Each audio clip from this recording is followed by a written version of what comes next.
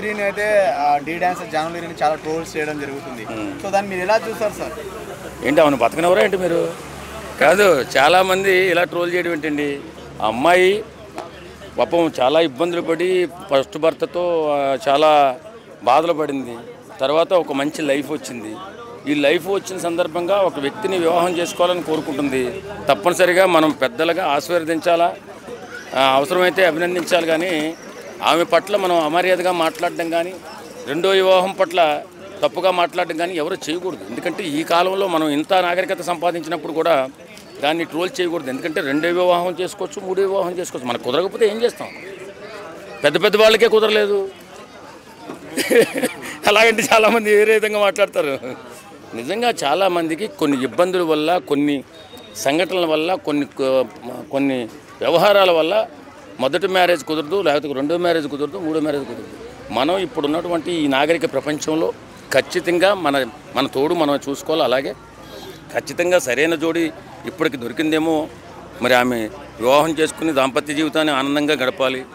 ప్రతి ఒక్కరు కూడా ఆశీర్వదించండి, అంతే తప్ప ట్రోలింగ్ మాత్రం చేయకండి. అంటే ఆమెకి గతంలో ఒక ఇంటర్వ్యూలో చెప్పింది ఆవిడ ఏమన్నారంటే, సో నేను పెళ్ళి అయితే చేసుకోను, నా బాబు ఉన్నారు, అతనితో ఉంటాను లైఫ్ టైం అని చెప్పేసి అన్నారు. సో పెళ్ళి అని చేసుకుని చెప్పేసి ఇప్పుడు చేసుకుంటున్నారు కదా, సో దాన్ని మీరు ఎలా చూస్తారు?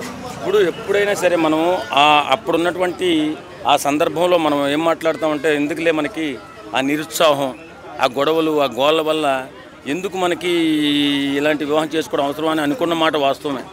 కానీ మారుతున్న పరిస్థితి చూసా మనకి సెక్యూరిటీ కావాలి. ఒక ఆడబిడ్డకి సెక్యూరిటీ కావాలంటే ఒక మగాడి తోడు ఉండాలి. కాబట్టి ఖచ్చితంగా ఆమె అండంలో తప్పులేదు.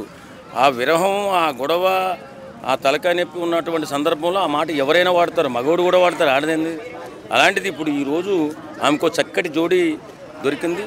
చక్కగా వివాహం చేసుకోవాలా, వాళ్ళ దాంపత్యం జీవితాంతం కలిసి ఉండాలి, మంచిగా బాగుండాలా, హ్యాపీగా ఉండాలని కోరుకోవాలి మనం. అంటే ఇప్పుడు జాను లిరికి ఇప్పుడు భర్త అయితే దొరికేస్తారు, కానీ బాబుకి తండ్రి అయితే ఆ సొంత ఫీల్ అనేది చూపారు కదా సార్. మరి సో ఆ బాబు పరిస్థితి ఎలా ఉంది? అందరూ ఒకేలా ఉండరండి.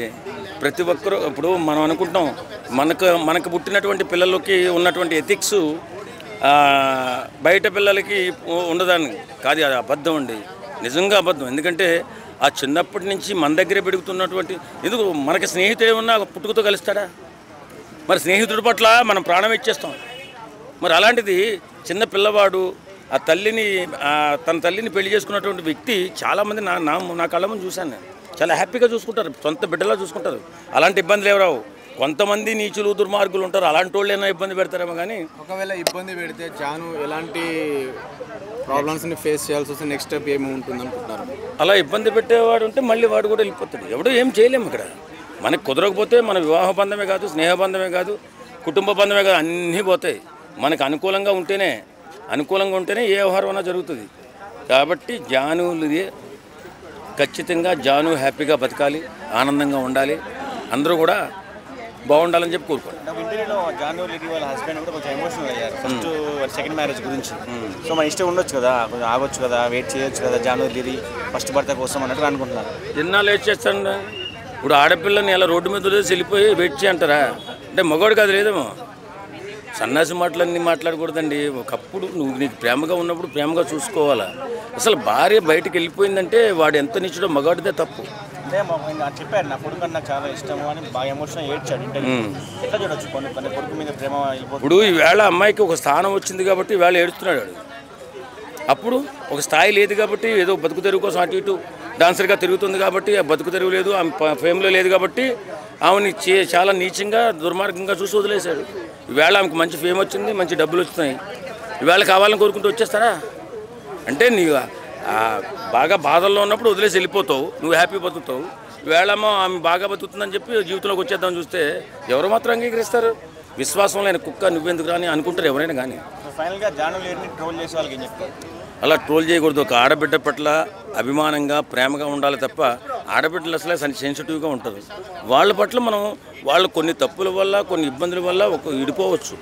కానీ వాళ్ళు చేసుకుంటున్నటువంటి ఏ కార్యక్రమమైనా సమర్థించాలి మనం. వాళ్ళు జీవితాన్ని కోరుకుంటున్నారు, ఎక్కడ వేరేది కాదు కదా. కొత్త జీవితాన్ని ప్రారంభించాలనుకుంటుంది, దీవించండి. ఏం పోయింది? చిన్న దీవెనే కదా. ట్రోలింగ్ చేసి ఆ మనసును బాధ పెట్టడం ఎందుకు? మనం మనుషులం కదా, ట్రోలింగ్ చేయకండి. Thank you.